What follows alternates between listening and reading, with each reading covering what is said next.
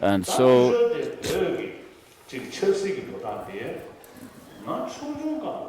on the other hand, regarding Tibetan politics, when I was little, we had a regent who had the authority over the Tibetan governance, and then because of not being honest with uh,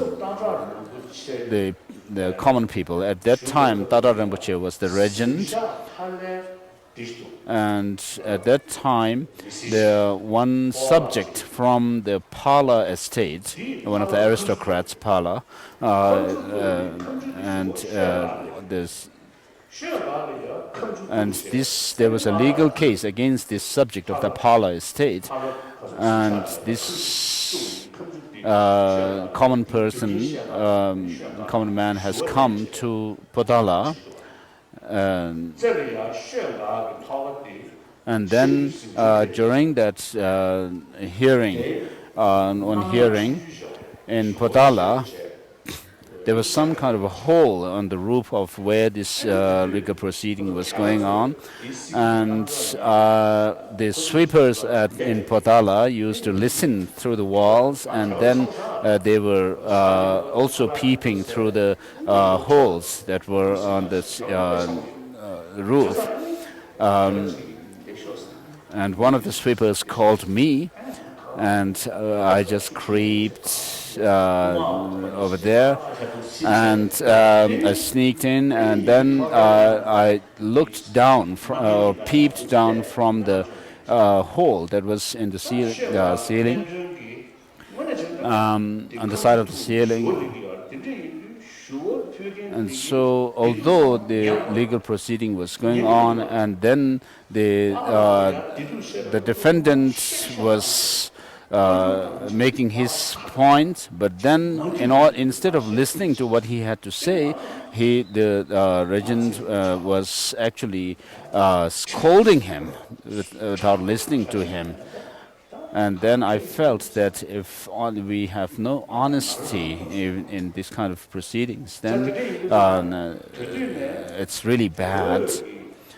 So even at that time, as a child, I had thought that the Tibetan governance of where one person has the authority of both over the temporal and spiritual authority is not really a good system. So after I was enthroned, then I started a reform committee.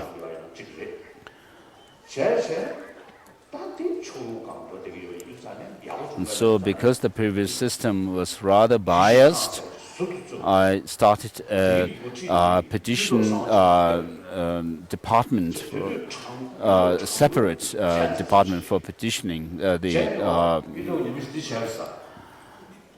and then the UTOC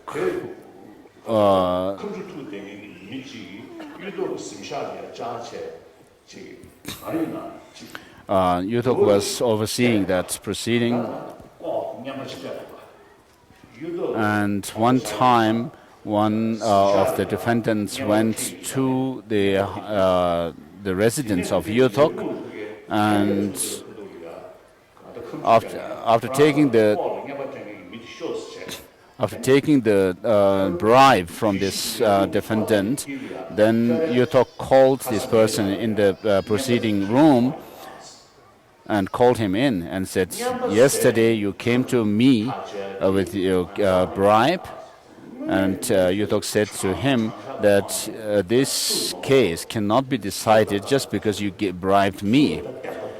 I have to see who has the truth, and I cannot decide your case on the basis of this bribe, and so take this back.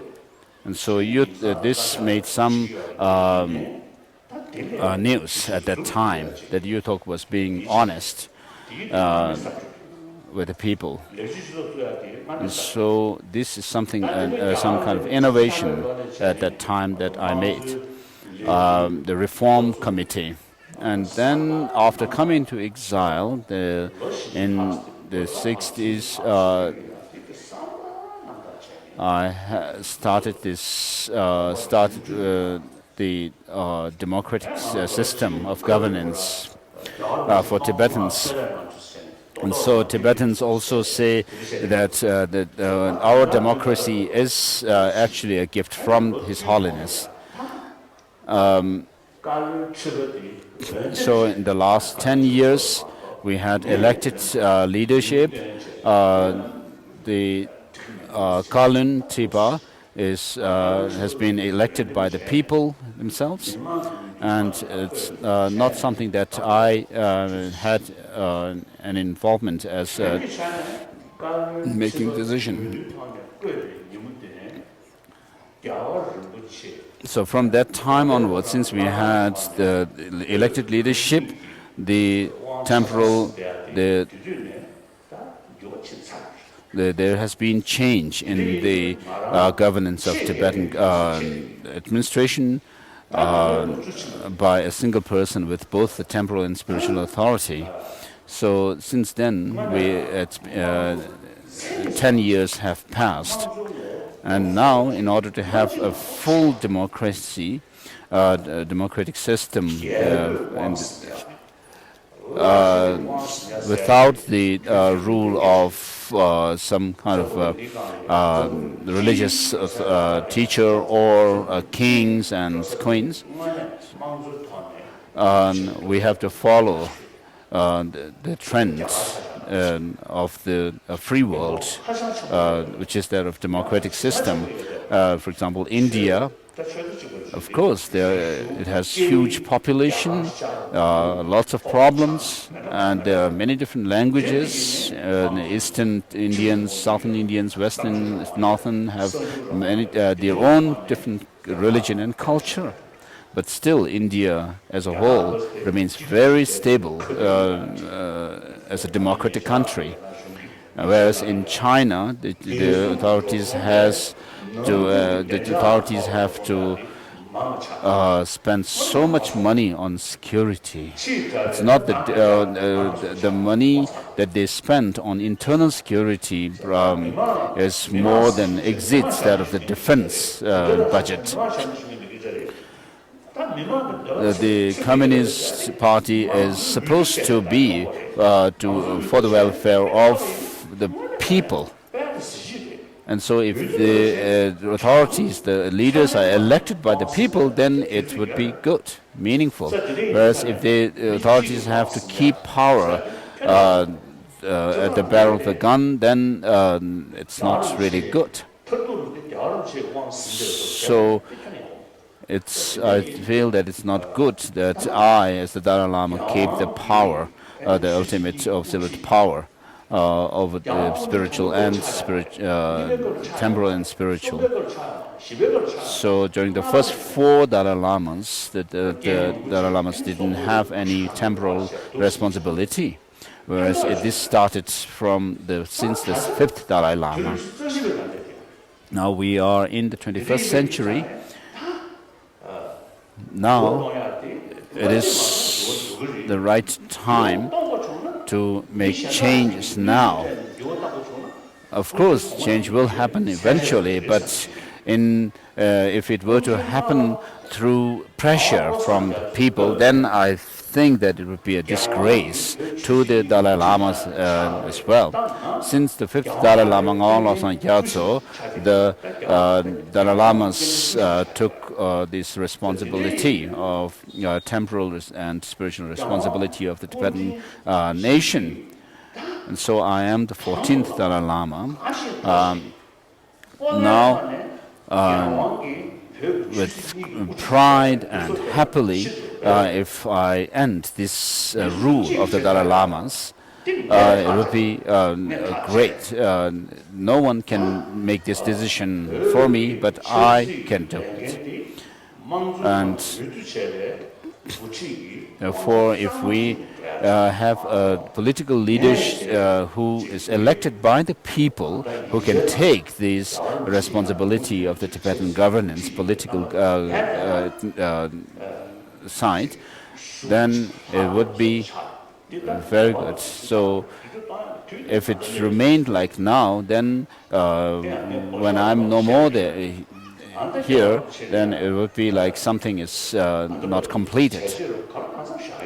So as for me, maybe I could boast about it. I have done quite a deal for the Tibetan cause, and Tibetans inside Tibet are trusting me, and the exiled Tibetans also are trusting me, and then there are many other people around the world who trust me, and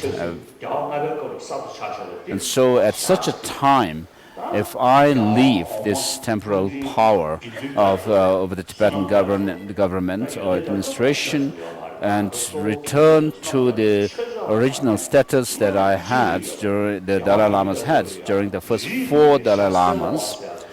The first Dalai Lama was even called an ecumenical master of the yellow hat. Although the second Dalai Lama was called that, so if I could also return to that kind of status of holding the religious authority, then I could work more for the promotion of human values and also to promote religious harmony in the world, in which fields I have made some contribution, of course. And so I get many invitations from different people in different societies, universities, and so forth. They're not asking me to come to teach Buddhism as such, but how to promote these values, human values of compassion and so forth. So people are happy to listen to me, the Dalai Lama. So when I am in such a position, in such a scenario, when I can end this rule of the political rule or authority of the Dalai Lama, it would be a graceful one.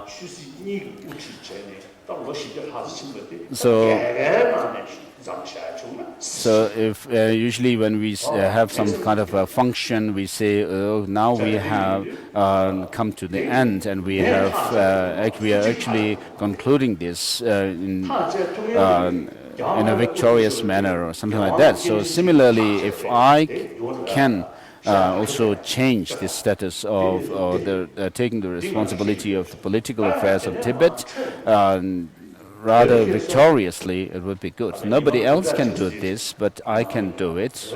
I, who hold this status of a political leader of the Tibetan people, who is in line of the Dalai Lamas. So I also get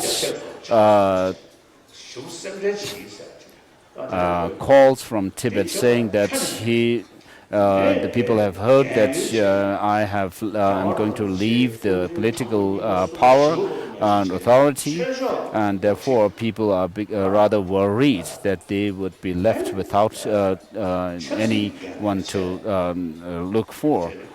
So they don't have to worry.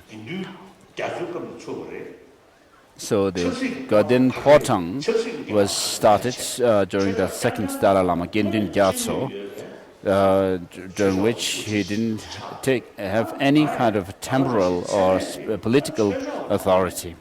So I am also thinking that if I could live as a religious leader, perhaps I may not be a disgrace to people.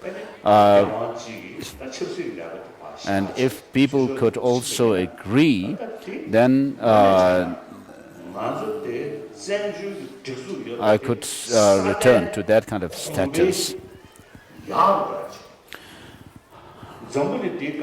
So we are following a very democratic system of governance, and people also have, and people could also see this fact, and And on the other hand, Chinese say that we have no problem. Tibet, there's no such thing as Tibetan issue, but the issue is Dalai Lama. And so all this could end. So this can be seen as being lie and untrue by the people of the world. And devolving the power, political power, should not make you feel disheartened and discouraged. You should still have. So this is done with the. I'm doing this for the benefit of the long-term benefit of the Tibetan cause and the Tibetan exiles community, so that they can actually move forward.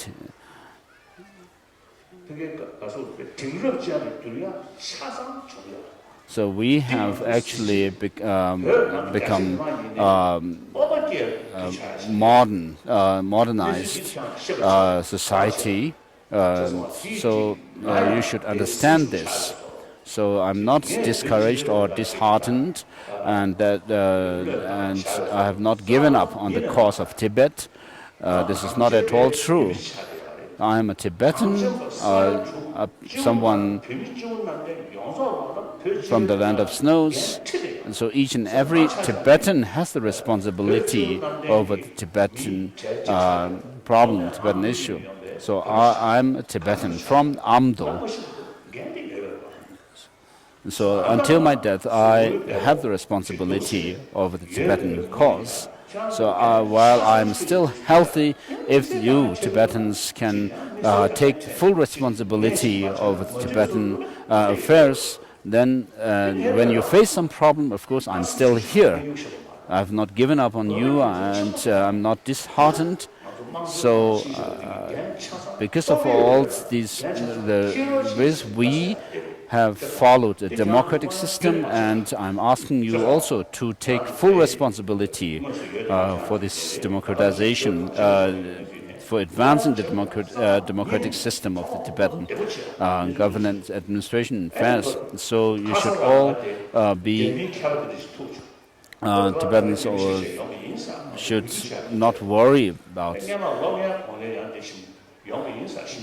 I just met a Chinese who said that he was here for about 10 or something years ago, and he also came back again.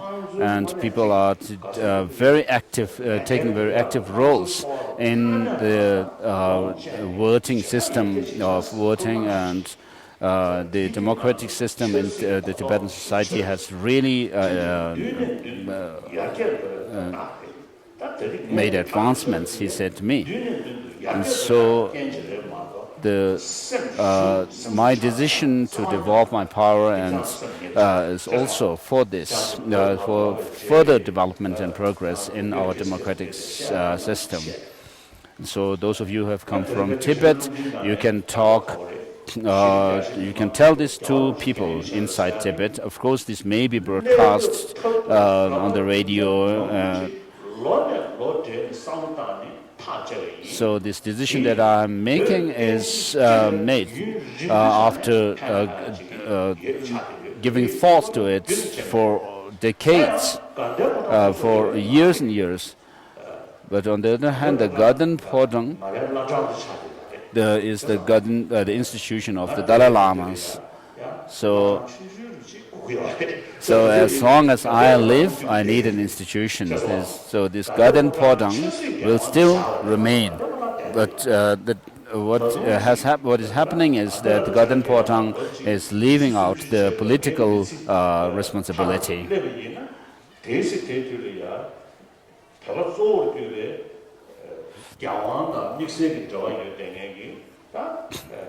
And then for Tibetans, regarding the future incarnations, the next Dalai Lamas, 15, 16, 17, and so forth, will come if the Tibetans, mainly the Tibetans, and also the Trans-Himalayan regions and other people who follow Tibetan Buddhism, wants the Dalai Lama to continue, their incarnation to continue. So the Garden Potang will still be remain intact. And so, in the long, if you think about it, in the long term, then this change, that the decision I am making, is has great benefits in the long run for the Tibetan. So, what I'm asking to make changes in the charter of the Tibetan exiles is regarding the Garden Potang, is to make changes to the effect that the Garden Potang is no more the government of Tibet, but Garden Potang is just the individual, the institution of the Dalai Lamas. But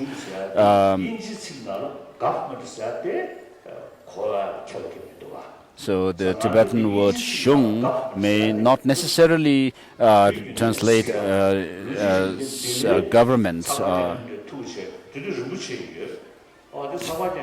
So one journalist in India, in Delhi, one time said that Samdon Rinpoche is the Prime Minister of Tibetans, and then is the also he used the term Tibetan government. So I clarified to this journalist that we don't use these titles, Prime Minister or the government of Tibet in exile and so forth, but we call our administration the Central Tibetan Administration.